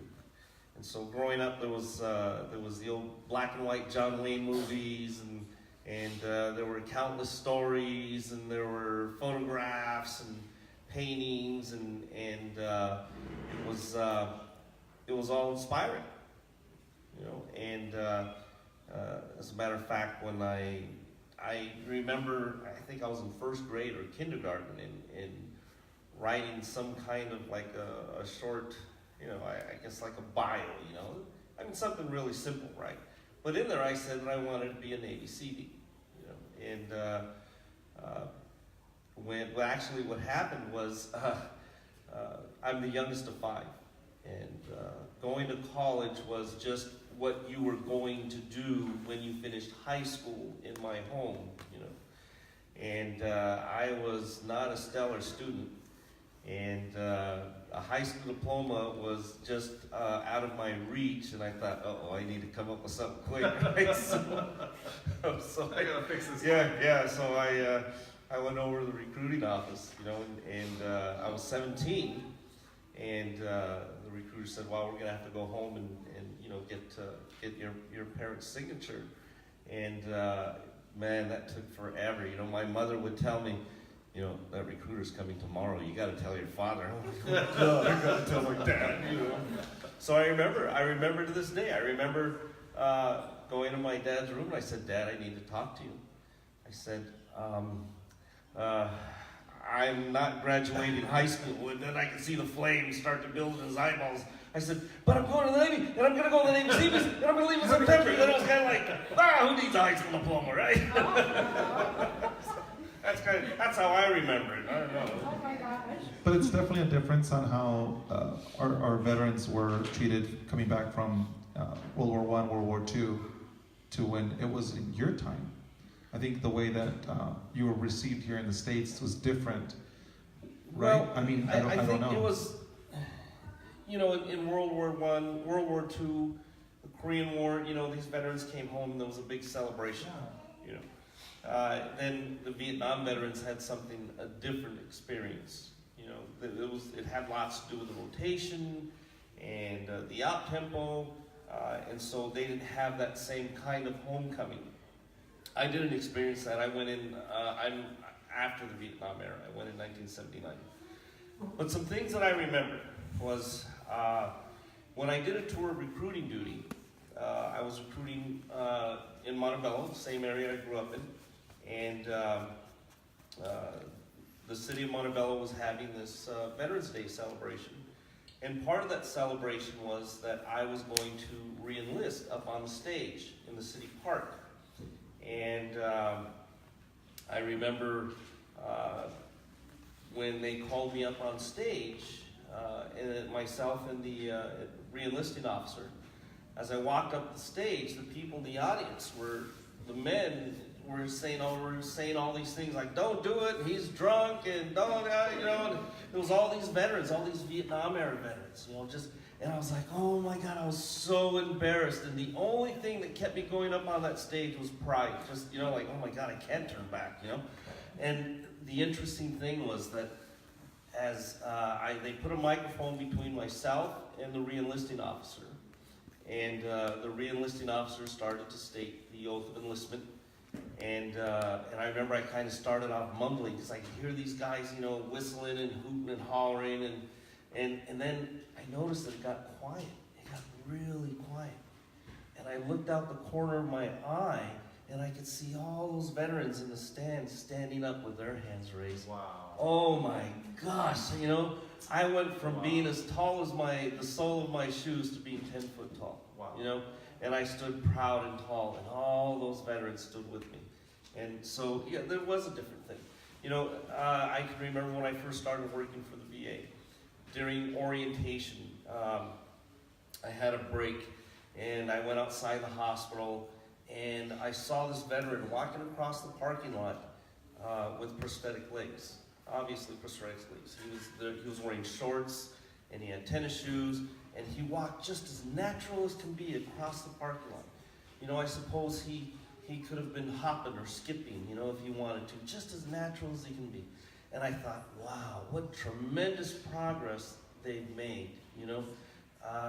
Here was a veteran who suffered injuries, and science and, you know, the VA has done him well. Because I remember when I was a kid, going to Kmart in East LA and seeing those veterans in a wheelchair selling the little poppies, you know, or selling pencils or the little flags for 10 cents. And I thought, wow. And that guy walking across the parking lot that day, I think that's because the Vietnam veterans, you know, at some point stood up and said, you're not going to do this to the next generation. That's awesome. Yeah. Yes, definitely. Huge applause.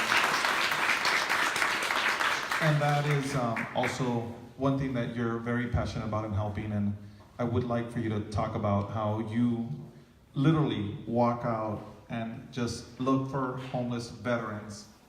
I mean, I saw a video of you just walking out in the middle of nowhere and saying, hey veterans, I'm here to help. Please expand a little bit on that and what you're doing with that.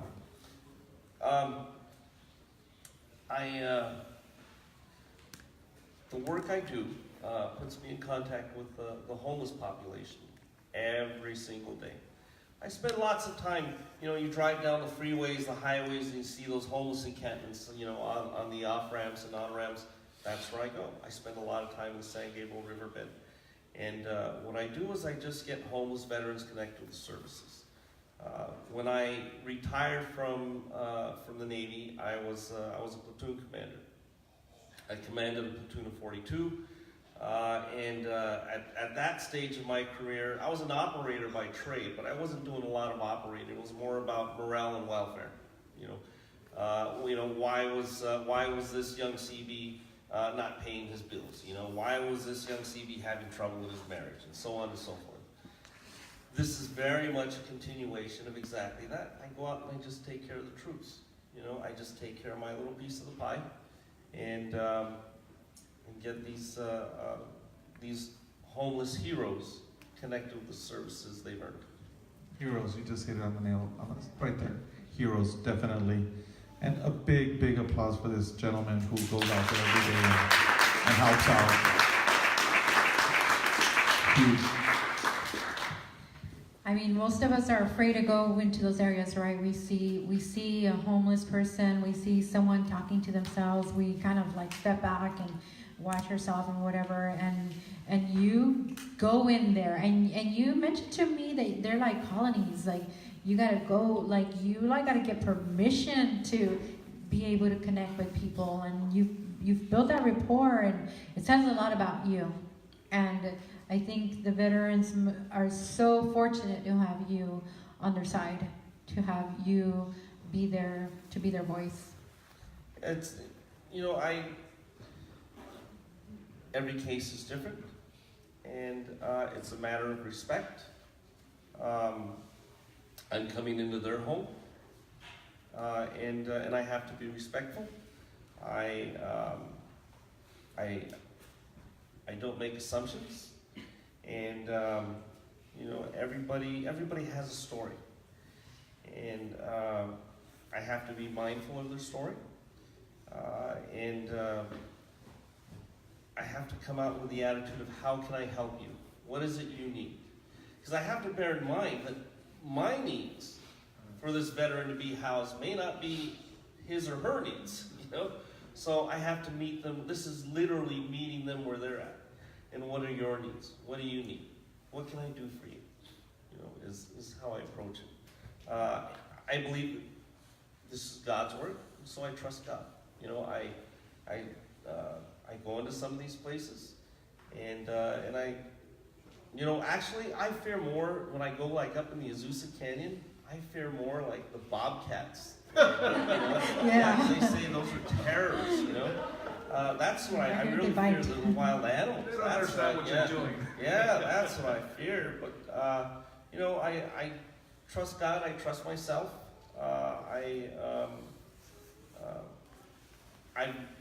There's only been a handful of times that I've ever gone to an encampment and kind of stood back and said, "No, I'm not going in there. I'm out of here." Yeah, not today. So that's I just trust myself. That's amazing. That's, what you do, I mean, I know that, you are an employee, right? But we all have a choice of what we want to work for, right? Or what kind of work we want to do or who we want to work with. So the fact that you chose this and that you do this every single day is very inspiring, and I want to say in a sense a thankless job, and I would just want to say thank you, because if it's one person that you made a difference with, it's a ripple effect. Their families, their future kids, their kids they might already have, right? Yeah. That don't have their dad's not present because he's struggling, or he's what you're doing is just such a beautiful thing, and to be placed in a position to affect someone's life, in such a profound way it's a blessing. it's a blessing and a responsibility that you choose and do so gracefully. And Thank you. Oh, thank you. Thank you. Thank you.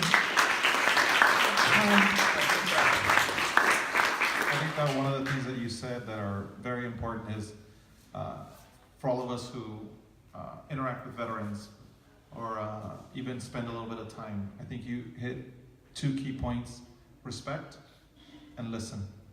Listen Right. to their story. Right, yeah. What do they need? You know, a lot of times, and I have asked in fact, when you came to the restaurant, I asked you, said, you know, is it a touchy subject to talk about? But you ask and you listen. But truly, if you're gonna truly listen and listen to the stories, and I got to listen to a little bit of your story, and it's amazing. But I think that you hit it right there: respect and listen. I think that that's something Right. that's Yeah, important. I think, I think that we all just took the time to just, be respectful of one another and listen. It'd be a different world. Oh, it'd be a different world. Oh, Be a much completely better different place. world. Well, it Yeah. starts with us. Right. It yeah. starts with us. Right. Well, we're gonna do something a little different. So, one thing, in life, we all have loved ones, and unfortunately, when our loved ones are here, we take it for granted, and we forget to tell them thank you. We forget to tell them I love you. We forget to tell them how important they are, how much we appreciate them, and what they mean to us. And so, because we do have this opportunity, we want to definitely take this special opportunity for a very special acknowledgement for you, requested by your son, Dominic Lopez Jr. You want to join us, Dominic? Let's give him a hand.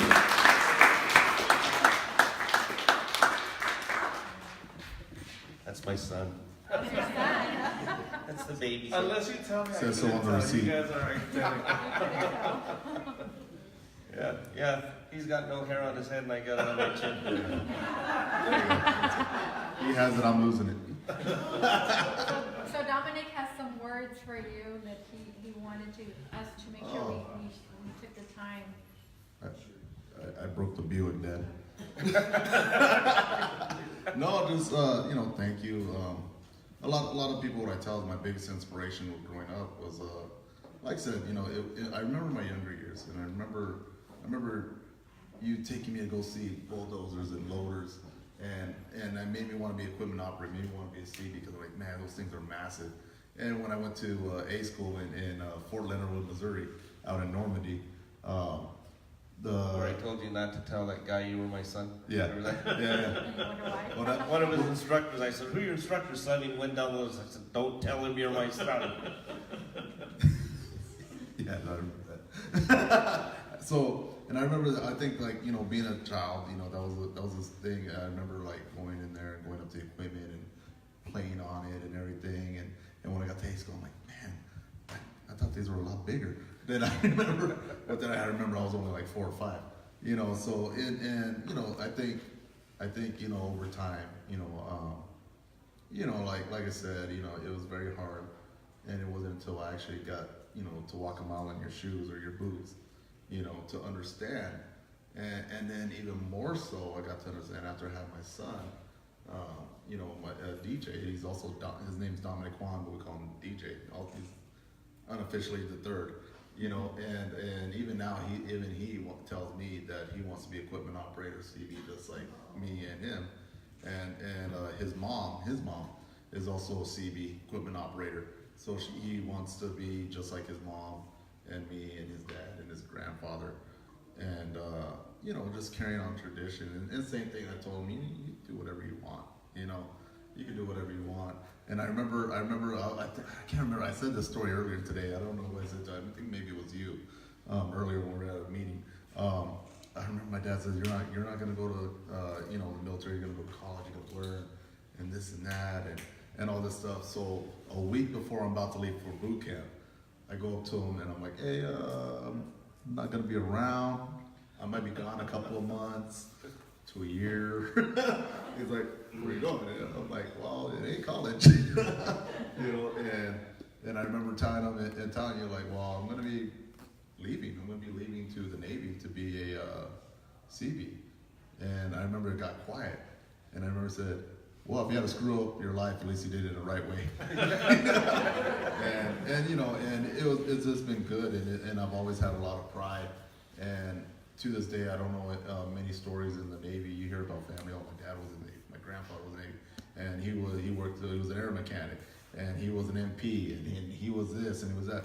But what you don't really come across is you know, the 3 generations, you know, of Seabees, Right, yeah. and not let alone equipment operator, and you know, like one of the best things that what is good, and I'm very grateful to have, and I know a lot of vets may have it, may not, so I don't want to take it away, but just with me is that I suffered with PTSD. I hid it, and I did my best to hide it because I didn't want anybody to think I was crazy, and I was scared, and I want no one to take my son away from me too when it started getting more severe when I came back from Iraq with the SEAL teams. And I remember I think it was 2010, 2011, I just had a bad reaction, and I opened up to my dad, and I was telling him all this stuff that was going on with me, and I was scared because I didn't want no one to think I was crazy. And that was the biggest thing, is like, I told my dad after I told him what was going on mentally with me and everything I'm facing, and I looked at him like, Dad, I'm not crazy. I'm not. And my dad hugged me and told me, son, you're not crazy. So I'm proud of what you did. And I understand what you went through. And he told me some of his experiences when he was in. So we had that mutual respect and understanding of what we went through together. And we share that. We share the bond of an illness, I guess you could say, you know. And it felt good to open up because I suffered. I was on the front lines with the infantry doing combat support. I was just a kid, you know. I was just a kid thrown on the front lines. I remember being on right there on the border. We're dropping 155 mics into the enemy's territory because we're about to go in. And I was just a young 21-year-old kid in a war, you know. And I look back and I think about that kid, and I remember I got medevaced. I got hurt. I had a front end loader bucket drop on my foot, and I remember being in the hospital, and I remember looking at the news reports, and I remember being at the cash unit in Spain and just crying because I had no clue what the heck was going on. I just remember we were just, you know, fight, go push forward. And then being home, seeing the bigger picture, it was just a little bit of shock, like, holy crap, I just went through that. I just lived through that, and I'm alive. And I'm laid up here with all these people with lost limbs and people that had worse than me and everything. And then I felt, you know, like I don't deserve to be in pain. I don't deserve to be hurt. And I remember the first sign of my PTSD was I was laying there in the bed, and outside there was a damn CB unit outside making all this noise, and they ended up dropping a generator, and it made a loud bang, and I freaked out, and I yelled incoming, and I dove underneath the medical tent, and I ended up pulling these wires out of my foot with whatever they had on me that the cash unit put on me, and I looked around and I was like, why am I doing this? And fast forward now, looking back on it, is because I have PTSD, and that's when it started. And I've had it, and I was in hiding with it, and I was in fear of letting anybody know. And that's what a lot of veterans face now. So, you know, my dad's been an inspiration for me. And growing up, I wanted to be a CB. When I got out, my dad's a big dude. You know, I'm not worried that I know he can hold his own. We used to do a lot of wrestling matches growing up, but you know, I would do it just to take care of him and be his bodyguard. And from that, I kind of wanted to go help veterans, and it turned into wanting to protect my dad, to want to support my dad and be there for my dad and help him with this. For the sake of time, I want to interrupt real quick, and I want to say something, you know, and a couple of things real quick. When I was in, and when I deployed, and I was forward deployed, it was just part of the job. I had to do it. Whatever, time to go. Pack your seat bag. Let's get out of here. Right, hit the road. When my son went, I was like, oh hell no, not my baby. You're not taking my son. You know. And when he was his deployments to Iraq, I was a wreck. I was an absolute wreck. I was in front. I'd stay up all night long watching CNN and watching news reports and trying to figure out, okay, here was the higher command. If the 1st Marine Division was here, that meant he was there. And then I would try to get messages to people that I knew in his chain of command to figure out what was going on. I was a wreck. You know, his mother could tell you, my brother, I was living with my brother at the time, he could tell I was up all night long in front of the TV. It was just absolutely terrifying. The other thing I want to say is that I remember that time, and I said, son, that's your PTSD.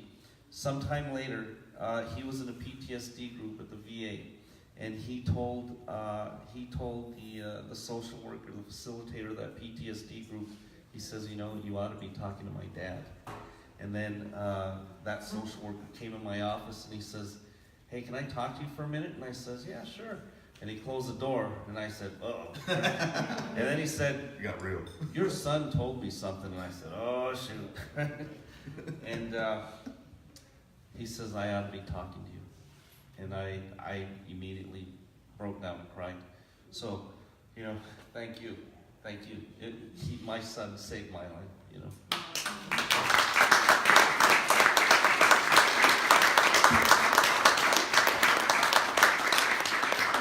Thank you guys both. Thank you, Dominic Jr. and Dominic Sr. Dominic, you guys are amazing and an inspiration. It's beautiful for you both to share your, you know, being that open and being that vulnerable. And like I said, we don't always have that opportunity to tell someone what they mean to us.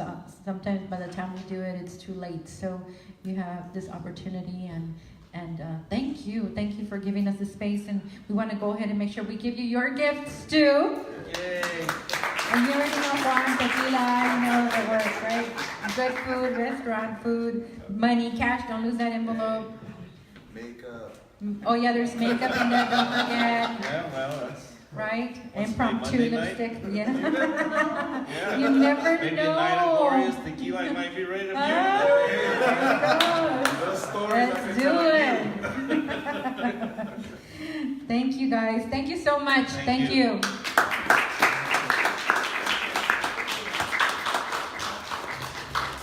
All right, are you guys inspired? Yes. All right, are you ready to go be of service and support our veterans? I know Dominic and I spoke earlier, and we'll be collaborating, doing something for the holidays with the veterans and also with youth that is going from foster care into independent living. So we'll be sharing more information about that, but I just thought I'd bring it out. But it's time for us to go. We're a little over. Amazing. But It's quick. it's hard to like cut it short because Definitely, especially when there's so much inspiring stories to yes, listen to. so much experience, so much wisdom, so much knowledge, and just heart. You know, it's all heart. You know, it's what it takes to be able to get through these experiences. You know, a passion and love for these, for our country and for all mankind, right? So it's time to go. I want to say thank you to our sponsors really quickly. I'm just going to say everybody's company name. Who's the company name or their names? Let's see. Yeah, well, company names. Gloria's Restaurant and Gloria's Pueblito, of course. My HR Specialist, CM Cleaning Solutions, Ortega Counseling Center, Compton Health Bar, Legal Shield, Andrea's Healthy Kitchen, Sabor Latino, Impromptu Lipsticks, The Knotted Apron, Youth Glow Skincare, El Aviso, Pacific Plate Brewing Company, Lotus Property Services, let's see. Athens, I see Athens, Rocio. Kitchen, and Mama Cheesecake. How about the cheesecakes? So there's still food, you guys. Make sure you eat. The bar, remember that you would when you purchase sure you anything, drink. it goes to the post, which is for veterans, where they're serving and supporting our veterans and providing services. There's still food out there. Make sure that you eat. And any last words, my friend? Thank you so much. Thank you. Oh my gosh. Thank you for joining me. You did a phenomenal job. Thank and you you're for just an awesome inviting me person. again. And you're always out there being of service. So thank you. Just thank you, veterans, and take care, and you are a blessing. And thank you for the little bit of stories that we got to listen to today. All right, thank you everyone. See you guys next week. You are watching Transform Your Life with Sandylu and Friends, honoring our veterans, second annual show. See you next Tuesday, 8 p.m. Pacific Standard Time. Transform Your Life with Sandylu and Friends. Remember, you got the power to choose how you want to live your life from moment to moment. You do have a choice. Good night, everyone. And see you next year. Bye.